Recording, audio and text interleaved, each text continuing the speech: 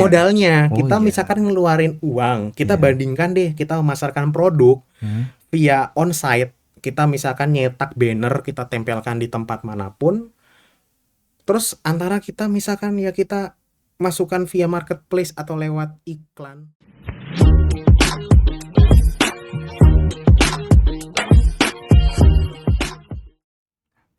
Halo Sobat Potma, podcast mahasiswa. Hari yang cerah ya buat kita semua hari ini. Tapi sebelumnya ada peribahasa nih. Tak kenal maka tak sayang. Jadi, perkenalkan, nama saya Jericho. Di episode pertama kali ini, kita akan mengangkat tema yaitu eksplorasi prestasi mahasiswa dan peran unit kegiatan forum diskusi sebagai agen perubahan, yang dimana podcast ini bertujuan meningkatkan pemahaman dan apresiasi terhadap prestasi mahasiswa serta peran penting yang dimainkan oleh unit kegiatan program studi dalam membentuk generasi penerus dan berkontribusi positif dalam lingkungan akademik. Pada kali ini kita kedatangan narasumber yang lumayan kece abis nih. Tahu gak kenapa? Soalnya beliau sudah mengikuti seminar internasional dan program MSIB. Kurang kece apa lagi coba? Langsung aja kita panggil Kak Nito. Loh, kakaknya belum ada nih. Tak ulang lagi deh manggilnya. Langsung aja kita panggil Kak Nito. Halo. Halo.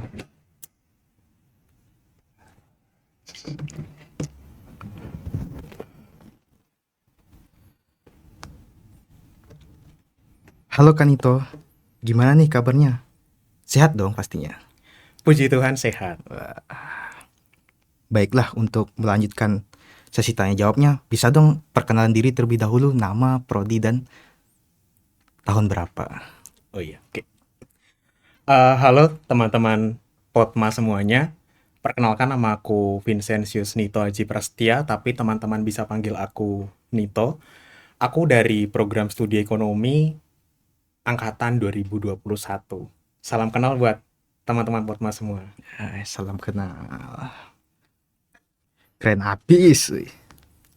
Sebelumnya nih Kak, kakak nih kan ngikutin seminar internasional dan program MSIB ya Kak? Iya betul. Bisa dong Kak jelasin seminar internasional dan program MSIB itu apa sih Kak?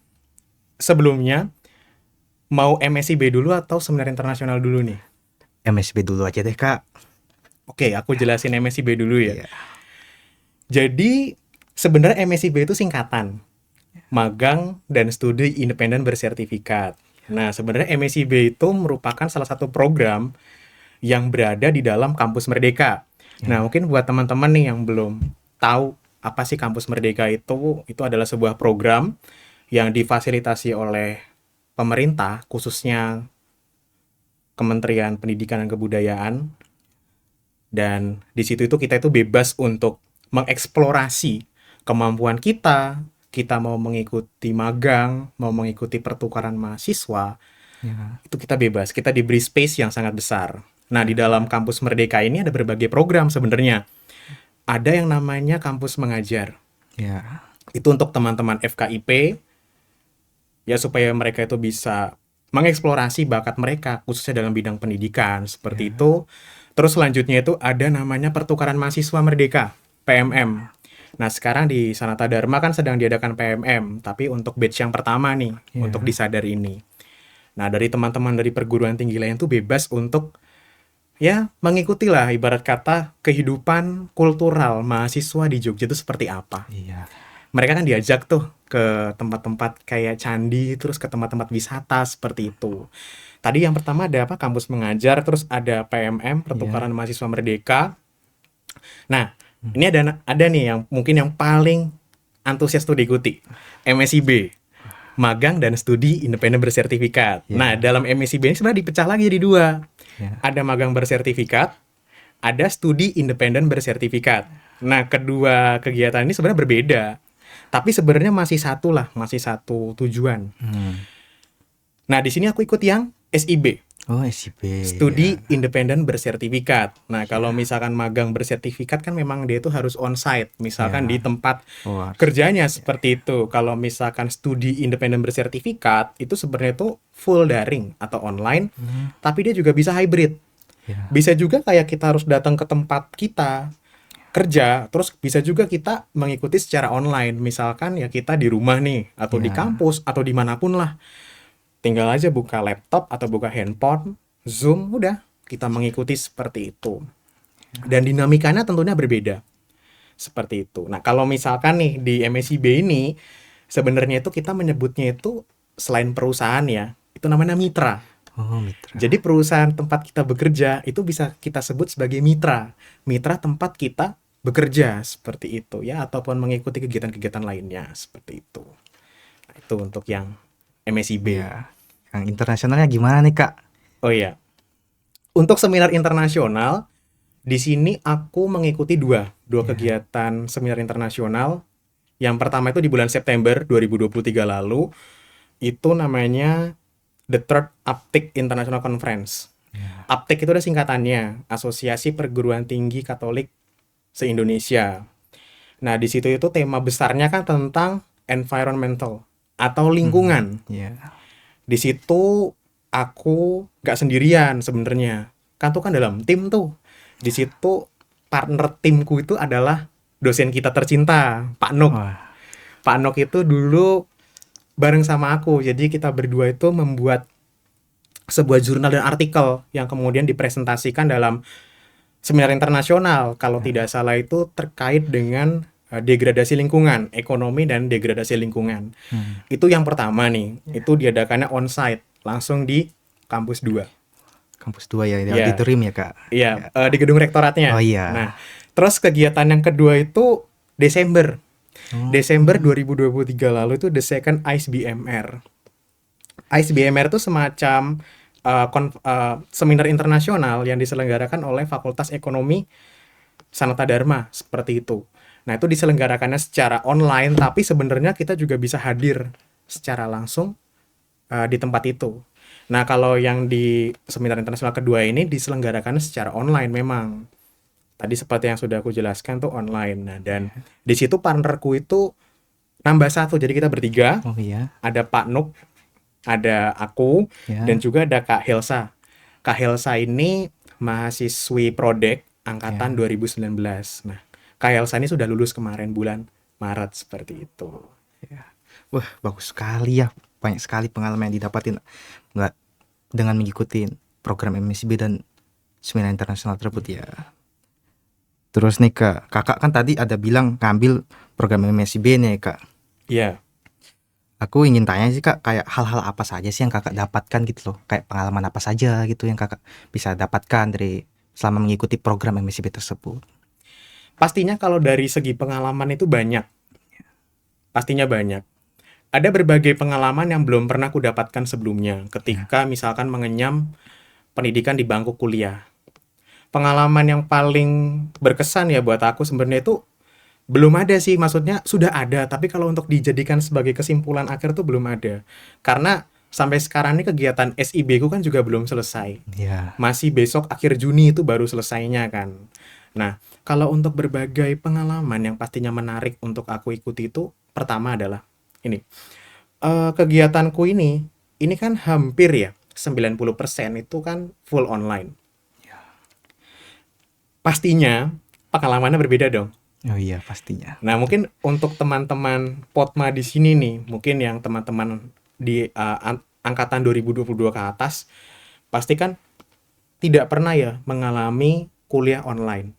Belum. Tapi mungkin pas di SMA-nya Ya. daring ya Ya, kalau seperti di itu. SMA daring, ya Daring lah. benar. Ya seperti itu kegiatannya. Kita kan full daring tuh. Ya. Nah, ketika full daring kan otomatis berbeda kan ketika kita harus berinteraksi satu sama lain secara onsite dengan ya hanya via misalkan layar laptop kan berbeda tuh, Ya, via Zoom ya. via Zoom. Terus yang kedua itu manajemen waktu itu penting.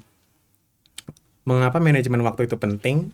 Dikarenakan yang pertama itu kita harus namanya tepat waktu. Ya. Gini, eh paling mudahnya ya, Iya. Coba teman-teman buka LMS. Kan ada tuh presensi pagi, presensi misalkan, Oh entah iya, itu pagi, siang, ada, sore. iya ada. Nah, kalau sekarang kan ada dua tuh, ada presensi yang tanda tangan langsung di Iya. kelas, ada presensi yang masih online Iya, masih online. di LMS. Nah, coba di teman-teman lihat di LMS itu berapa menit sih? Misalkan pukul 8 nih kelasnya. Iya. Sampai pukul 8 lewat berapa presensi itu dibuka? Oh, biasa sampai 8.20 biasa. 8.20 ya, kan. Tenggang Waktunya. tenggang waktunya 20 menit. Nah, coba misalkan Bapak Ibu dosen kita memberikan kita waktu lebih ya 20 Iya. menit untuk ya ibarat kata mengklik kata present atau hadir lah di LMS. Tapi kan kalau misalkan dalam dunia pekerjaan itu kan gak ada kata telat. Iya, pastinya. Kalau misalkan jam 8 otomatis 15 menit sebelumnya jam 7.45 itu sudah harus hadir. Nah, ini kan pengalaman baru kan Iya, bagi pastinya. kita. Ya. Terkadang kalau misalkan kita telat pun Bapak Ibu dosen masih memaklumi kita, tergantung alasannya jelas atau tidak misalkan. Kalau alasannya jelas dimaklumi. Tapi kalau tidak ya tidak akan dimaklumi seperti itu. Nah, sama dengan dunia pekerjaan ini. Itu memang harus tegas memang. Waktunya jam 8 masuk ya jam 8 memang sudah harus masuk dan dimulai. Dan oleh sebab itu makanya 15 menit sebelum kegiatannya dimulai, kita sudah harus stay atau sudah harus ready. Ya, harus Mohon ready maaf, di sudah tempat harus ya. ready seperti itu. Selanjutnya adalah bertemu dengan teman-teman yang baru. Nah gini nih, misalkan contoh nih, setiap kita memasuki jenjang pendidikan yang berbeda dari SMP naik ke SMA, Iya. otomatis di SMA ada teman baru kan? Ya, pastinya tetap ada. Ada teman Ya, baru. saya juga merasakan. Seperti itu kan? Iya, pasti. Walaupun misalkan ada beberapa teman SMP kita ngikut nih ke Iya. SMA yang kita ibarat kata tuju. Iya. Nah, dari SMA ke tempat perkuliahan, bisa dihitung nggak teman-teman SMA kita berapa totalnya yang satu perguruan tinggi dengan kita? Nggak banyak. Iya. Paling pun kalau misalkan ada katakanlah 10, itu kan udah beda program studi. Iya. Sudah beda fakultas, ranahnya beda. Iya. Nah, sama seperti kegiatan SIB ini, kita bertemu dengan teman-teman mahasiswa dari seluruh Indonesia. Banyak. Kalau di Mitraku ini ada 500. Ada 500 teman-teman mahasiswa yang mengikuti kegiatan ini. Kalau untuk di bagianku sendiri ada 300 menti aku nyebutnya. Menti itu sebenarnya itu dibalik dari kata-kata teman. Teman kan jadi temante. Oh, Mante iya. dibaca jadi menti seperti itu. Jadi ya supaya lebih enak dan ibarat kata anti mainstream seperti itu. Bertemu teman dari semua perguruan tinggi di Indonesia. Visinya juga pasti kan berbeda-beda.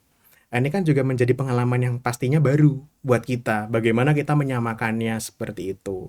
Nah, kalau misalkan kita teman kuliah kan sudah jelas ya. Iya, pasti. 4 tahun misalkan Iya, bersama-sama. 4 tahun bersama. Ya, Dan misalkan satu kelas ya. ya satu kelas ya, kita aminkan aja lah 4 Iya. tahun ya gitu.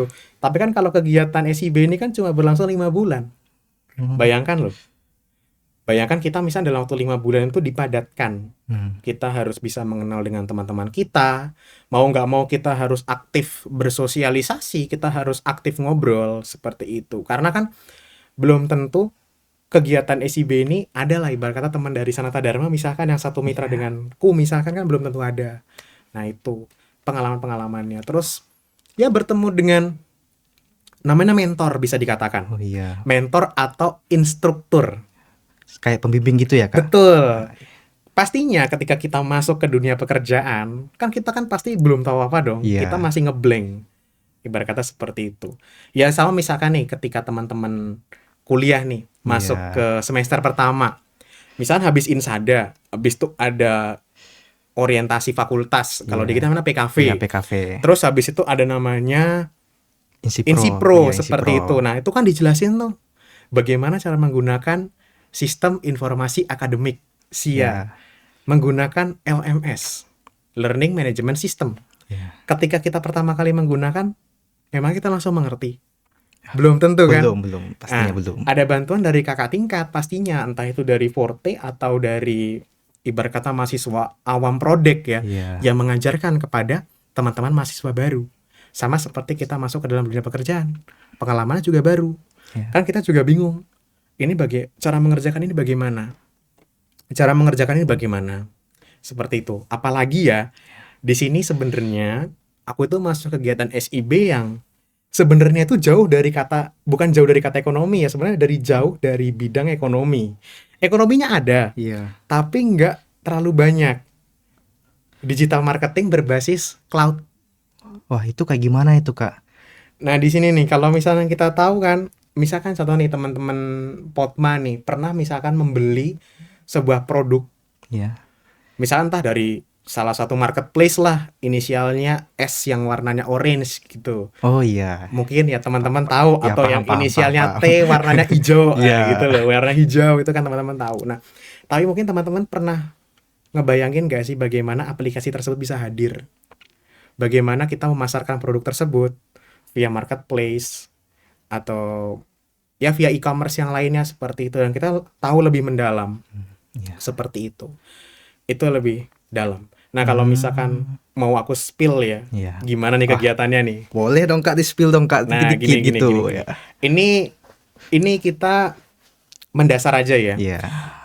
Pernah nggak sih misalkan teman-teman berpergian, entah itu naik motor, mobil, atau naik transportasi umum, lewat misalkan suatu tempat nih, misalkan dari Jakarta ke Jogja, naik mobil misalkan. Iya. Tiba-tiba kita lewat sebuah daerah, misalkan, katakanlah kita nyampe daerah Semarang. Iya. Kita buka handphone. Kadang-kadang teman-teman pernah nggak sih dapat pesan, entah itu dari salah satu, ya ibarat kata rumah makan lah. Ah, Rumah makan ya seperti itu ya. iya. Intinya apa?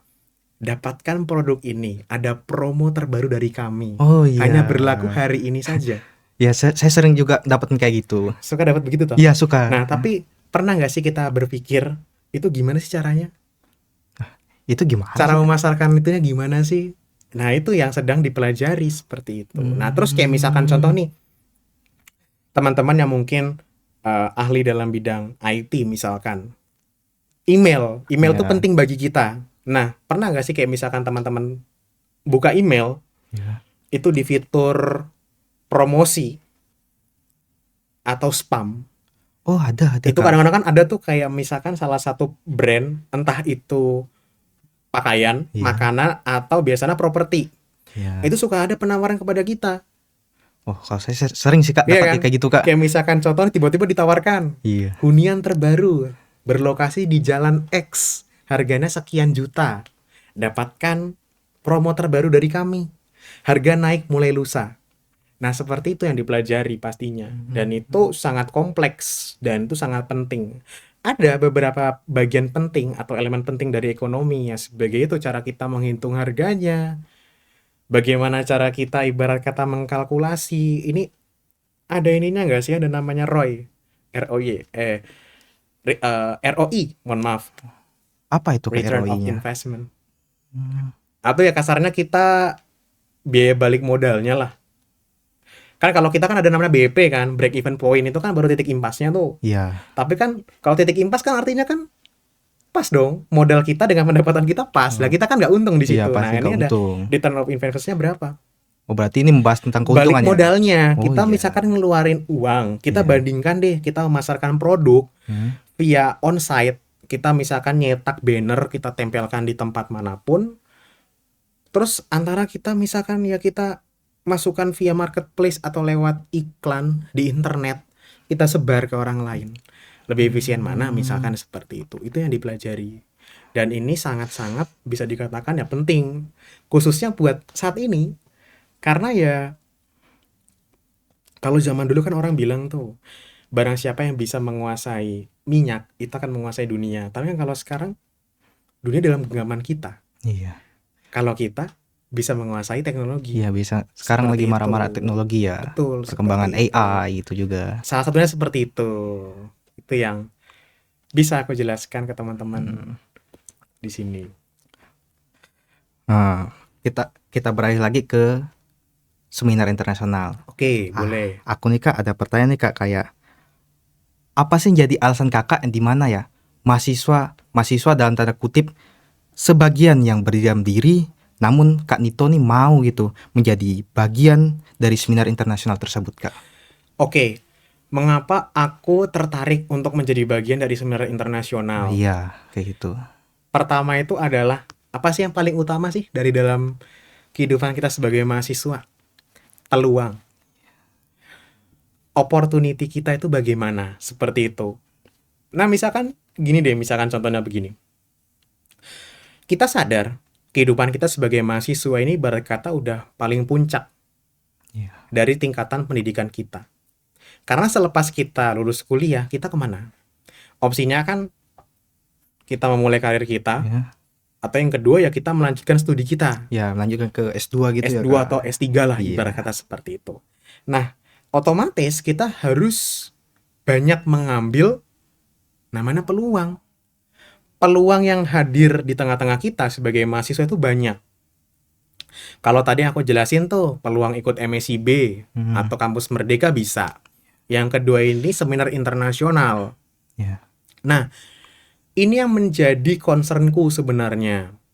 Kalau misalkan kita lihat di luar sana, itu banyak mahasiswa yang memang berlomba-lomba untuk mengikuti seminar internasional. Atau misalkan kalau nggak mau tinggi-tinggi ya seminar nasional dulu ibarat kata.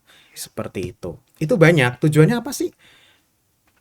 Pada dasarnya ya, kita itu kan sebagai mahasiswa itu harus menjadi sosok individu yang inovatif dan solutif. Kita bisa melihat berbagai permasalahan yang ada di sekitar kita. Nah, ini kalau misalkan dari Prodek sendiri, itu ada namanya apa sih? SUC kan? Seeing, Understanding, and Communicating. Ya, salah satunya di situ. Kita mengolah, kita melihat permasalahan apa, terus kita olah, kita jadikan solusi. Seperti itu. Banyak yang terkendala soal ibarat kata kita kan nanti akan banyak meneliti, tapi kan itu kan sebenarnya adalah salah satu poin utama dari kita mengikuti kegiatan seminar internasional. Mungkin gini deh, siapa yang nggak bangga atas hasil perjuangannya sendiri? Kita capek-capek buat semacam jurnal, terus kita publikasikan dan kita presentasikan di depan umum. Seperti itu. Saya sih senang sih, Kak, karena itu merupakan gambaran dari perjuangan saya, Kak. Ya, seperti itu. Itu yang bisa aku jelasin soal seminar internasional. Lanjut ya, Kak.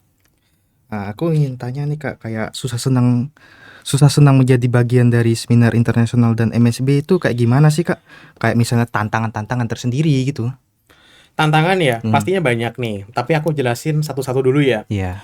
Buat yang seminar internasional, tantangannya itu sebenarnya ada beberapa nih. Pertama adalah bahasa. Karena bahasa yang digunakan kan bahasa Inggris. Ya toh? Dan itu kan pastinya berbeda nih dengan kita setiap hari ngomong pakai bahasa Indonesia. Ya toh? Ya. Kita terus tiba-tiba bahasa Inggris. Coba bayangin deh kita mempresentasikan hasil penelitian kita dalam bentuk ya ibarat kata presentasi lah, ibarat kata PowerPoint atau bagaimanapun di depan sivitas akademika sebuah perguruan tinggi, dan itu nggak dilihat dari kampus kita saja, dari berbagai mahasiswa dari perguruan tinggi dalam negeri maupun luar negeri kan. Iya. Itu yang pertama, penggunaan bahasa. Dan yang kedua adalah masih dari seminar internasional ya, Iya. kita harus punya manajemen waktu yang bagus. Karena di tengah kesibukan kita sebagai mahasiswa, kita juga masih punya rasa tanggung jawab. Atas apa? Atas riset penelitian yang sudah Bapak Ibu dosen percayakan kepada kita. Ya. Karena kan kita menjadi sebuah mitra atau sebagai partner atau menjadi sebuah tim yang harus bekerja sama seperti itu. Nah, kita harus tahu bagaimana kita bekerja sama yang baik dan benar seperti itu. Itu untuk seminar internasional. Nah, selanjutnya untuk MSIB nih. Ya. Kalau untuk MSIB, tantangannya itu ya tadi udah aku jelasin di awal. Tadi Ya, ya, mungkin udah aku ke-spill tadi itu. Yang paling utama apa sih? Ya itu, kita harus aktif. Kita harus ya mau nggak mau berkenalan dengan teman-teman kita dari luar. perguruan tinggi lain, dari luar. Seperti itu. Ya karena kalau kita nggak komunikatif, ya kita bakal kelewatan berbagai informasi seperti itu. Dan yang paling penting ya, persaingan itu juga berat dan ketat. Iya. Nah, ini yang benar-benar menjadi fokus utama kalau misalkan kita mengikuti kegiatan luar kampus, salah satunya MSIB ini atau Kampus Merdeka yang lainnya. Seperti itu. Nah, ini ada beberapa pertanyaan nih, Kak, terkait pesan-pesan nih, Kak, kayak Oh iya. pesan-pesan untuk kayak ngikutin MSIB itu kayak gimana sih, kayak tips and triknya kayak buat bisa keterima CV-nya gitu, kayak biar CV itu lebih menarik gitu, biar keterima oleh perusahaan-perusahaan seperti itu, Kak. Oke. Ini yang menjadi ini ya, terkadang fokus utama pertanyaan teman-teman mahasiswa mau mengikuti MSIB atau tidak. Terkadang tuh terkendala di bagian CV, kurikulum vitae-nya bagaimana.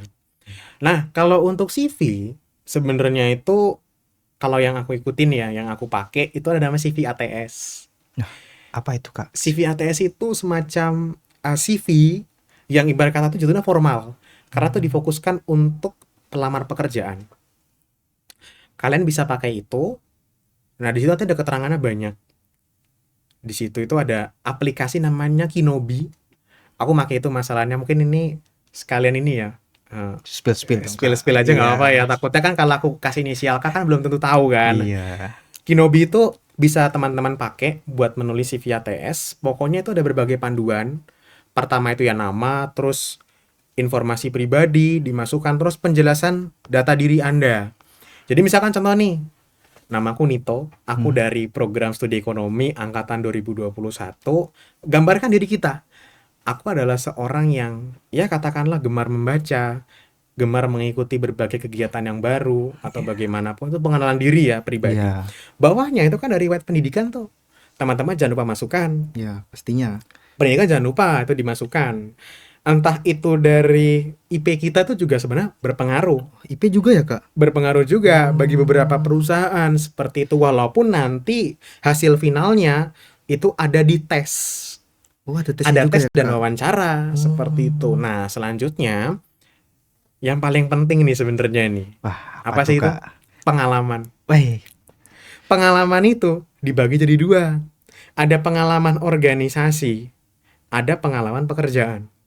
Kalau misalkan teman-teman nih belum punya pengalaman pekerjaan, teman-teman bisa padatkan di pengalaman organisasi. Misalkan contohnya nih ikut kegiatan UKP Forum Diskusi atau Fordis. Terus ikut kegiatan Himpunan Mahasiswa Forum Taruna Ekonomika. Forte ya? HM4T Iya. misalkan seperti itu salah satunya. Atau teman-teman juga bisa mengikuti kegiatan lain selain UKP atau himpunan atau BEM ya. Ya teman-teman bisa ikut UKM, unit kegiatan mahasiswa, atau misalkan teman-teman juga bisa mengikuti berbagai kepanitiaan, karena itu sangat penting. Dan yang paling utama adalah jujur. Mengapa jujur itu penting?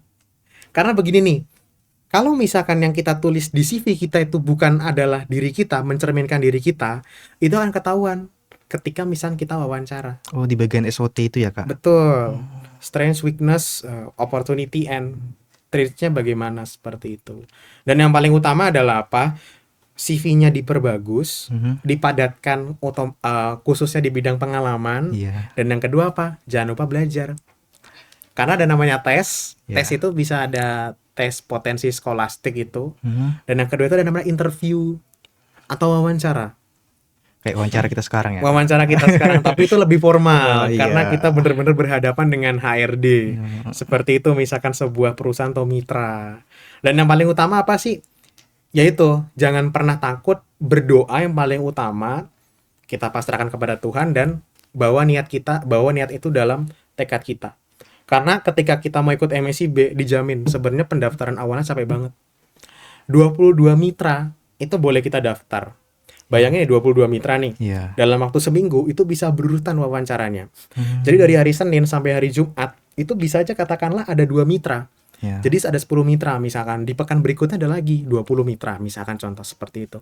Padet. Belum kita nanti nunggu ya itu.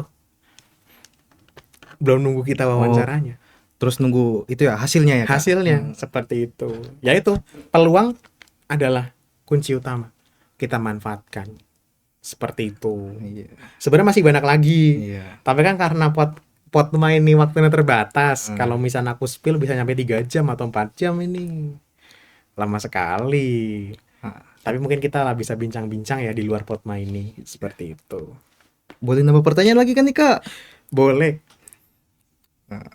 Ini satu lagi ya, Kak, pertanyaan ini. Tadi kan tentang pesan di MSIB nih, program MSIB. Sekarang di internasional nih, Kak. Kayak gimana sih kayak istilahnya strateginya, kayak strategi terus tipsnya untuk mahasiswa yang ingin memulai seminar internasional tersebut, kayak gimana sih caranya biar kita bisa kayak ikut seminar internasional tersebut. Oke, ini pertanyaan bagus ya. Nah, Ini menjadi sebuah peluang bagi kita. Kenapa? Kalau misalkan contoh nih, kita buka YouTube. Pastinya kan ada berbagai tuh fenomena atau permasalahan yang ada di sekitar kita. Iya. Entah itu di daerah manapun. Nah, itu kan akan memicu kita untuk mau mendalami lebih dalam. Sebenarnya fenomena apa sih yang terjadi di tayangan YouTube itu?